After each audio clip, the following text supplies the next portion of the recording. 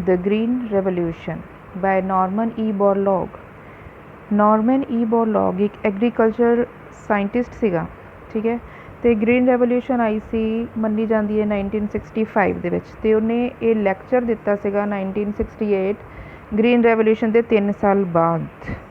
ਤੇ 1968 ਵਿੱਚ ਇਹ ਜੋ ਉਹਨੇ ਲੈਕਚਰ ਦਿੱਤਾ ਉਹਦਾ ਹੀ ਇਹ ਇੱਕ ਆਰਟੀਕਲ ਹੈ, ਉਹਦੀ ਸਮਰੀ ਹੈ। ਤੇ ਆਪਾਂ ਪੜ੍ਹਦੇ ਹਾਂ ਇਹਨੂੰ, ਨॉर्मन ई बोरलॉग ਦੀ ਲੈਕਚਰ ਦੀ ਸਮਰੀ।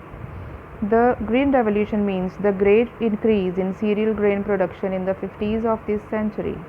Green Revolution यानी हरित क्रांति ਦਾ ਮਤਲਬ ਹੈ ਕਿ ਅਨਾਜ ਦੇ ਜਿਹੜਾ ਦਾਣੇ ਆ ਉਹਨਾਂ ਦੀ ਪ੍ਰੋਡਕਸ਼ਨ ਦੇ ਵਿੱਚ ਕਾਫੀ ਮਹਾਨ ਵਾਧਾ ਹੋਇਆ ਸੀਗਾ। But the term is rather premature and too optimistic. ਹੁਣ ਨॉर्मन ਦੇ ਅਕੋਰਡਿੰਗ ਜਿਹੜਾ 1968 ਵਿੱਚ ਉਹ ਕਹਿ ਰਿਹਾ ਵਾ, ਇਹ ਵਾਲੀ ਸਭ ਕੁਛ ਉਹਨੇ 1968 ਵਿੱਚ ਦੱਸਿਆ ਹੋਇਆ, ਠੀਕ ਹੈ। ਉਸ ਹਿਸਾਬ ਨਾਲ ਆਪਾਂ ਇਮੈਜਿਨ ਕਰਨਾ। ਉਹ ਕਹਿੰਦਾ ਕਿ ਇਹ ਮੇਰੇ ਹਿਸਾਬ ਨਾਲ ਪ੍ਰੀਮੇਚੋਰ ਹੀ ਨਾਮ ਦੇ ਦਿੱਤਾ ਗਿਆ ਇਸ ਕ੍ਰਾਂਤੀ ਨੂੰ, ਕਿ ਟਾਈਮ ਨਾਲੋਂ ਪਹਿਲਾਂ ਹੀ ਇਹਨੂੰ ਹਰਿਤ ਕ੍ਰਾਂਤੀ ਮੰਨ ਲਿਆ ਗਿਆ। ਅਸਲ ਵਿੱਚ ਹੈ ਨਹੀਂ, ਇਹ ਟੂ ਆਪਟੀਮਿਸਟਿਕ ਹੈ ਇਹ ਚੀਜ਼ ਜਿਹੜੀ ਇਹਨਾਂ ਨੇ ਕਹੀ ਹੈ। It conveys the idea of a general revolution in yield per hectare and in total production. ਜਿਹੜੀ ਹਰਿਤ ਕ੍ਰਾਂਤੀ ਹੈ ਉਹ ਸਾਨੂੰ ਸੰਦੇਸ਼ ਦਿੰਦੀ ਹੈ ਕਿ ਪਰ ਹੈਕਟੇਅਰ ਮਤਲਬ 10,000 ਵਰਗ ਮੀਟਰ ਸਕੁਏਅਰ ਜਿਹੜਾ ਹੈਗਾ, ਜਿਹੜਾ ਏਰੀਆ ਹੈਗਾ ਉਹਦੇ ਵਿੱਚ ਬਹੁਤ ਵਧੀਆ ਆਈ ਹੋਵੇ ਪ੍ਰੋਡਕਸ਼ਨ, ਤੇ ਜਾਂ ਫਿਰ ਪੂਰੀ ਟੋਟਲ ਪ੍ਰੋਡਕਸ਼ਨ ਦੇ ਵਿੱਚ ਗ੍ਰੀਨ ਆਈ ਹੋਵੇ। ਯੀਲਡ ਮਤਲਬ ਪ੍ਰੋਡਕਸ਼ਨ, ਅੱਛਾ ਫਾਇਦਾ ਪ੍ਰੋਫਿਟ ਹੋਇਆ ਹੋਵੇ ਜਿਹਦੇ ਨਾਲ। It also implies uniformity of benefit to all farmers.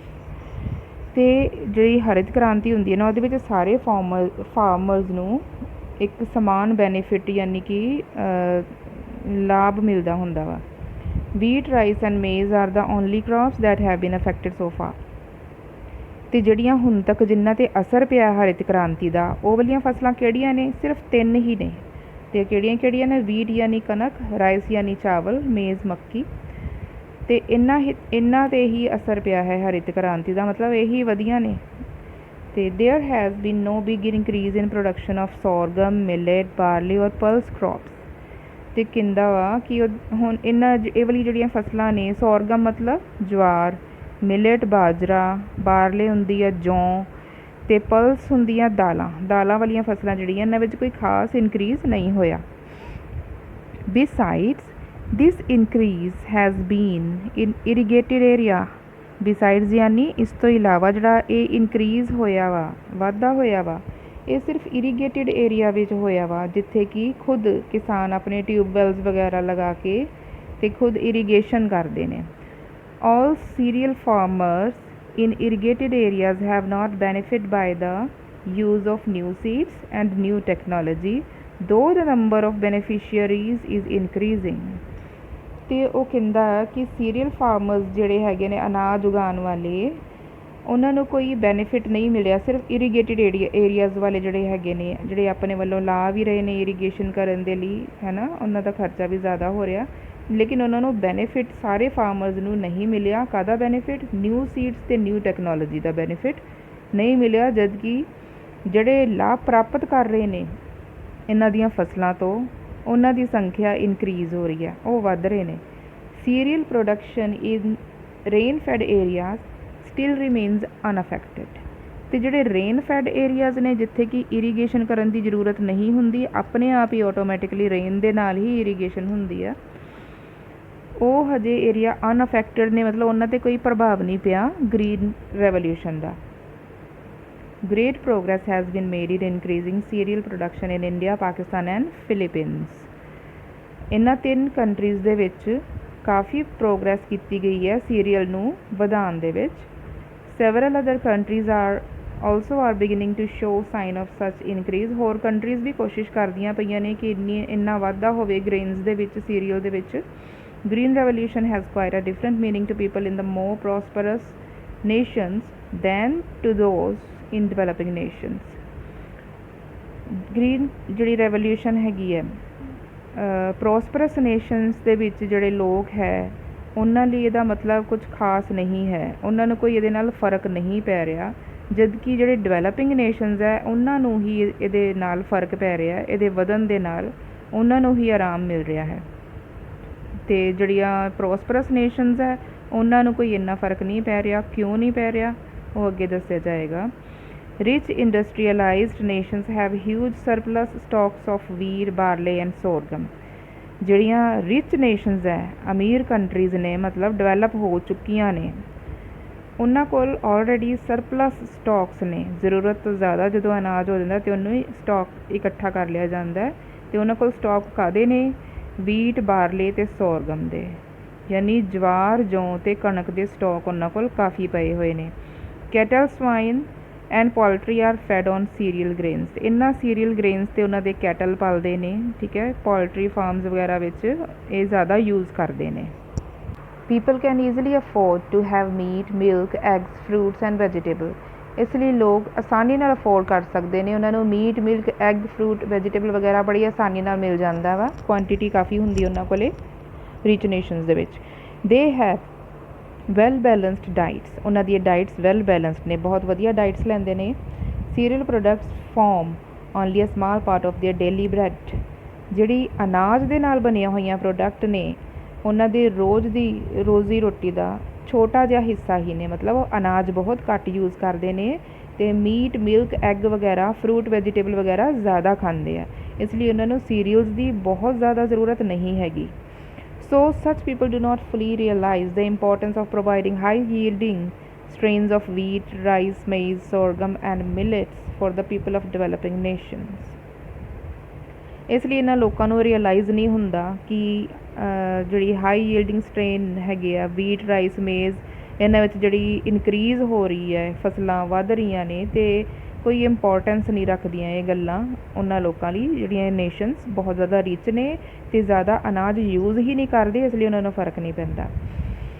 Most of the urban people of industrialised nations know only that food comes from the super market.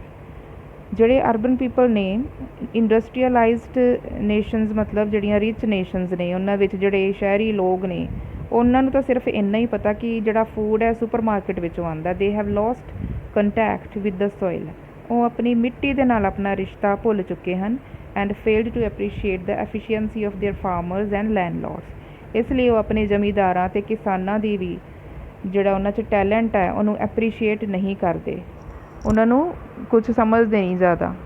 ਅਰਬਨਾਈਟਸ often criticize their government for trying to bring into balance the agricultural production with the domestic and foreign market demand and thus providing the consumer a lot of food supply at reasonable cost। ਜਿਹੜੇ ਅਰਬਨਾਈਟਸ ਹੈਗੇ ਨੇ, rich nations ਦੀ ਗੱਲ ਹੋ ਰਹੀ ਹੈ, ਆਪਣੀ ਸਰਕਾਰ ਨੂੰ ਕ੍ਰਿਟੀਸਾਈਜ਼ ਕਰਦੇ ਰਹਿੰਦੇ ਆ ਜਦ ਤੱਕ ਉਹਨਾਂ ਦੀ ਇੱਕ ਡਿਮਾਂਡ ਨਹੀਂ ਪੂਰੀ ਹੋ ਜਾਂਦੀ ਕਿ ਐਗਰੀਕਲਚਰ ਪ੍ਰੋਡਕਟ ਅਤੇ ਜਿਹੜੀਆਂ ਦੂਸਰੀਆਂ ਫੋਰਨ ਮਾਰਕੀਟ ਪ੍ਰੋਡਕਟ ਜਿਵੇਂ ਫਾਰਮ ਹਾਊਸ ਦੇ ਨਾਲ ਰਿਲੇਟਿਡ ਆ, ਉਹਨਾਂ ਨੂੰ ਐਗ ਮੀਟ ਵਗੈਰਾ, ਉਹ ਵਾਲੀਆਂ ਜਿਹੜੀਆਂ ਪ੍ਰੋਡਕਟਸ ਹੈ ਉਹਨਾਂ ਦੇ ਵਿੱਚ ਬੈਲੈਂਸ ਰੱਖੇ ਸਰਕਾਰ। ਕਿਸੇ ਦੀ ਕੀਮਤ ਜ਼ਿਆਦਾ ਘੱਟ ਵੱਧ ਨਾ ਕਰੇ, ਬੈਲੈਂਸ ਰੱਖੇ, ਇੱਕ ਵੀ ਈਜ਼ੀਲੀ ਪ੍ਰੋਵਾਈਡ ਹੋ ਸਕੇ ਸਾਰਾ ਕੁਝ। ਇਸ ਲਈ ਇਸ ਤਰ੍ਹਾਂ ਨਾਲ providing the consumer a lot of food supply at reasonable cost. ਇਸ ਤਰ੍ਹਾਂ ਕੰਜ਼ਿਊਮਰ ਨੂੰ, ਉਪਭੋਗਤਾ ਨੂੰ ਰੀਜ਼ਨੇਬਲ ਕੋਸਟ 'ਤੇ, ਮਤਲਬ ਸਹੀ ਕੀਮਤ ਦੇ ਵਿੱਚ ਅ ਲੋਟ ਆਫ ਫੂਡ, ਕਾਫੀ ਸਾਰਾ ਫੂਡ ਮਿਲ ਜਾਂਦਾ ਹੈ।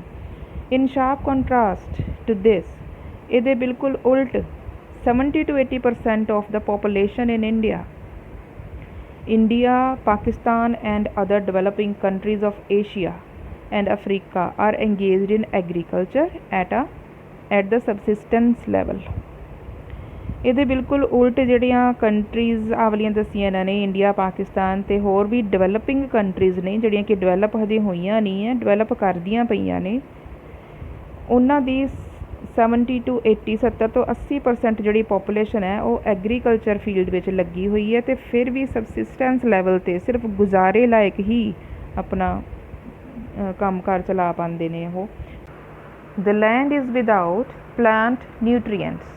ਜਿਹੜੀ ਜ਼ਮੀਨ ਹੈ ਉਹਨੂੰ ਜਿਹੜੇ ਪਲਾਂਟ ਨਿਊਟਰੀਐਂਟਸ ਚਾਹੀਦੇ ਹੁੰਦੇ ਆ ਪੌਦੇ ਉਗਾਉਣ ਦੇ ਲਈ, ਫਸਲ ਉਗਾਉਣ ਲਈ ਜਿਹੜੇ ਨਿਊਟਰੀਐਂਟਸ ਚਾਹੀਦੇ ਹੁੰਦੇ ਆ ਉਸ ਜ਼ਮੀਨ ਦੇ ਵਿੱਚ ਉਹ ਹੈ ਹੀ ਨਹੀਂ। Crop yields have been low and stagnant. Crop ਦੀ ਜਿਹੜੀ ਪੈਦਾਵਾਰ ਹੈ, ਯੀਲਡ ਯਾਨੀ ਪੈਦਾਵਾਰ ਫਸਲਾਂ ਦੀ, ਉਹ ਬਹੁਤ ਹੀ ਲੋ ਹੋ ਗਈ ਹੈ ਅਤੇ ਸਟੈਗਨੈਂਟ ਮਤਲਬ जिथे वो रुकी हुई है उत्थे दी उत्थे ही है, वधदी नहीं पई, ना ही उस तो घट है। लो तो ऑलरेडी हैगी आ पर उस तो वधदी बिल्कुल भी नहीं पई है, उत्थे दी उत्थे ही है। हंगर प्रीवेल्स, हंगर भुख, भुख सारे किते फैली हुई है। सर्वाइवल डिपेंड्स ऑन सक्सैस और failure of cereal crops, survival किहदे ते डिपेंड कर रही है, सीरीयल क्रॉप्स की सक्सैस या फेलियर के उत्ते भी। सीरीयल क्रॉप्स की पैदावार ज़्यादा होएगी या नहीं होएगी उस हिसाब नाल ही सर्वाइवल बारे दस्सिया जा सकता है। Undernutrition and malnutrition are widespread, तो ये दोनों चीज़ां वाइड स्प्रैड ने। मैल न्यूट्रिशन मतलब जिन्होंने प्रॉपर न्यूट्रिशन नहीं मिल रहा, तो अंडर न्यूट्रिशन जिन्ना न्यूट्रिशन मिल रहा वा उस तो घट, दोनों का सेम मतलब ही हुंदा वा। तो न्यूट्रिशन नहीं मिल रहा लोगों को, तो ये चीज़ वाइड स्प्रैड है मतलब दूर दूर तक ये फैलिया होया है, एवें दी सिचुएशन।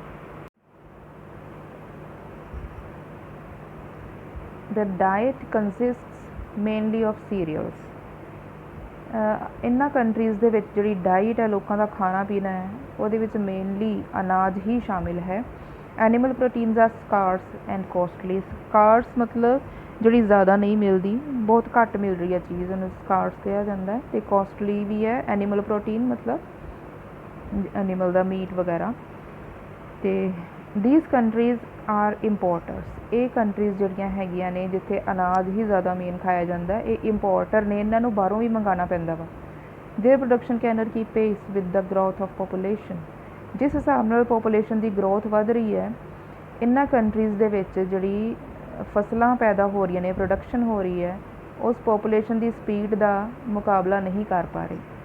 ठीक है, फसलों की पैदावार घट है तो पॉपूलेशन की ग्रोथ ज़्यादा है, इसलिए पेस मतलब उन्होंने स्पीड सही नहीं है। To millions who have long lived in hunger and starvation, green revolution is like a hope and a miracle. Million people दे लई जिहड़े कि किन्ने साल हंगर ते भुखमरी दे विच रहे ने, उन्हां लई ग्रीन रेवोल्यूशन एक नवीं उम्मीद दी किरण, एक चमत्कार बन के आई है, क्योंकि उन्हां नूं एक उम्मीद पैदा हो गई कि साडियां जिहड़ियां सानूं फसलां चाहीदियां, जिहड़ा अनाज चाहीदा उहदे विच भी होर इंप्रूवमेंट होवेगी, इनक्रीज़ होएगा, ते उन्हां दे अंदर एक उम्मीद दी किरण जागी है। इहदे नाल the significance and impact of the green revolution are apparent in India, Pakistan and Philippines. India, Pakistan ते फिलीपीनस दे विच ग्रीन रेवोल्यूशन का जिहड़ा इंपैक्ट है तो सिग्निफिकेंस यानी इंपोर्टेंस है वो क्लीयर देखी जा सकती है। एपरेंट यानी clear. Yield per hectare of wheat has इनक्रीज़ड, per hectare मतलब 10,000 मीटर स्क्वेयर दे विच जिहड़ी पैदावार हो रही है वो उस हिसाब नाल वो वध रही है। So is the case with rice in west Pakistan, इस तरह वैस्ट पाकिस्तान दे विच भी राइस दे नाल हैगा, राइस भी काफ़ी वध रहा उत्थे। प्रोडक्शन ऑफ मेज़ इन India and Pakistan has gone up, मेज़ की प्रोडक्शन भी इंडिया ते पाकिस्तान दोनों विच ही काफ़ी हाई हो रही है। Rice production in Philippines, Ceylon and Indonesia has increase, तो राइस प्रोडक्शन जिहड़ी हैगी आ फिलीपीनस ते सेलोन जिहड़ी कंट्री है ना, ये श्रीलंका सीगा 1972 तो पहला श्रीलंका नूं सेलोन कह के बुलाया जाता सी। ठीक है, इस नाम दे नाल लोकी नाम लैंदे सीगे श्रीलंका दा, सेलोन 1972 तो पहला, हुण सेलोन नूं श्रीलंका कहा जाता है। तो फिलीपीनस, सेलोन एंड इंडोनेशिया इहदे विच राइस प्रोडक्शन काफ़ी इनक्रीज़ हुई है। The success of green revolution in India and Pakistan is based on sound research. Green revolution की जिहड़ी सफलता है इंडिया ते पाकिस्तान दे विच ओह साउंड यानी डीप रिसर्च ते बेस्ड हैगी आ। इन मैक्सीको दे विच were develop the high yielding dwarf variety of wheat, Mexico विच छोटे साइज़ की एक वैरायटी डिवेलप की गई जिहदे नाल कि हाई यील्डिंग होया, काफ़ी ज़्यादा पैदावार होनी शुरू हो गई, विच कैन यील्ड डबल और triple the quantity when cultivated properly. जिस वैरायटी नूं कि चंगी तरह कल्टीवेट किया जाए, बोया जाए तो वो डबल या ट्रिपल क्वांटिटी आम फसल दे नालों देंदी है। The green revolution has forced the Indian government to improve its public services. Green revolution ने भारत की सरकार नूं फोर्स किया है कि वह पब्लिक सर्विसेज नूं भी इंप्रूव करे। ड्यूरिंग द पास्ट 2 years पिछले 2 ਸਾਲਾਂ ਤੋਂ satisfactory arrangements have been made for the storage of surplus grain. ਜਦੋਂ ਗ੍ਰੀਨ ਰੈਵੋਲੂਸ਼ਨ ਆ ਗਈ ਤੇ ਸਰਪਲਸ ਗ੍ਰੇਨ ਮਤਲਬ ਜ਼ਰੂਰਤ ਤੋਂ ਜ਼ਿਆਦਾ ਗ੍ਰੇਨ ਇਕੱਠਾ ਹੋਣ ਲੱਗ ਗਿਆ ਤੇ ਉਹਦੀ ਸਟੋਰੇਜ ਦੀ ਪ੍ਰੋਬਲਮ ਆਈ। ਫਿਰ ਸਰਕਾਰ ਨੂੰ ਅਹਿਸਾਸ ਹੋਇਆ ਕਿ ਇਹਨਾਂ ਨੂੰ ਇਕੱਠਾ ਕਰਨ ਲਈ ਸਟੋਰੇਜ ਬਣਾਈ ਜਾਣੀ ਚਾਹੀਦੀ ਆ ਤੇ it has led to a demand for rural uplift. ਇਸ ਚੀਜ਼ ਦੇ ਨਾਲ ਪਿੰਡਾਂ ਦੀ ਜਿਹੜੀ ਅਪਲਿਫਟ ਵੀ ਹੋਈ ਆ, ਉਹਨਾਂ ਦੀ ਵੀ ਡਿਵੈਲਪਮੈਂਟ ਹੋਈ ਆ, ਉਹਨਾਂ ਦੀ ਜਿਹੜੀਆਂ ਬੇਸਿਕ ਨੀਡਸ ਆ ਉਹ ਵੀ ਪੂਰੀਆਂ ਹੋਈਆਂ ਕਿਉਂਕਿ ਪਿੰਡਾਂ ਤੋਂ ਸ਼ਹਿਰਾਂ ਤੱਕ ਅਨਾਜ ਜਦੋਂ ਮੰਗਾਇਆ ਜਾਂਦਾ ਜ਼ਿਆਦਾ ਕੁਆਂਟਿਟੀ ਦੇ ਵਿੱਚ ਤੇ ਸੜਕਾਂ ਵਗੈਰਾ ਜਿਹੜਾ ਟਰੈਵਲ ਕਰਨ ਲਈ ਉਹਨਾਂ ਦੀਆਂ ਖਰਾਬ ਰਸਤੇ ਸੀਗੇ ਉਹ ਸਾਰੇ ਉਹਨਾਂ ਨੂੰ ਠੀਕ ਕਰਨੇ ਪਏ ਤੇ ਉਸ ਤੋਂ ਬਾਅਦ ਜਦੋਂ ਸੜਕਾਂ ਸ਼ਹਿਰਾਂ ਤੱਕ ਆਉਣ ਲੱਗ ਗਈਆਂ ਸਹੀ ਸਲਾਮਤ ਵਧੀਆ ਤਰੀਕੇ ਨਾਲ ਬਣੀਆਂ ਹੋਈਆਂ, ਫਿਰ ਉਹਨਾਂ ਨੂੰ ਇਹ ਵੀ ਬੈਨੀਫਿਟ ਹੋਇਆ ਰੂਰਲ ਪੀਪਲ ਨੂੰ ਕਿ ਆਪਣੇ ਬੱਚਿਆਂ ਨੂੰ ਵੀ ਸ਼ਹਿਰੀ ਸਕੂਲਾਂ ਦੇ ਵਿੱਚ ਪਾਉਣ ਲੱਗ ਗਏ ਤੇ ਸ਼ਹਿਰਾਂ ਦੇ ਵਿੱਚ ਆਉਣਾ ਜਾਣਾ ਆਸਾਨ ਹੋ ਕੇ ਕਿ ਹੋਰ ਬਹੁਤ ਸਾਰੀਆਂ ਉਹਨਾਂ ਨੂੰ ਸੁਵਿਧਾਵਾਂ ਮਿਲਣ ਲੱਗ ਗਈਆਂ ਤੇ ਇਸ ਤਰ੍ਹਾਂ ਸਰਕਾਰ ਦੇ ਵੱਲੋਂ ਇੱਕ ਤਰ੍ਹਾਂ ਦੀ ਉਹਨਾਂ ਦੀ ਰੂਰਲ ਅਪਲਿਫਟ ਹੋ ਗਈ। Intellect and labour both are working for improvement of Indian agriculture। बुद्धि मतलब अकल ਤੇ ਜਿਹੜੀ ਮਿਹਨਤ ਹੈ ਉਹ ਦੋਨੋਂ ਮਿਲ ਕੇ ਇੰਡੀਅਨ ਐਗਰੀਕਲਚਰ ਦੀ ਇੰਪਰੂਵਮੈਂਟ ਦੇ ਲਈ ਕੰਮ ਕਰਨੇ ਸ਼ੁਰੂ ਹੋ ਗਏ।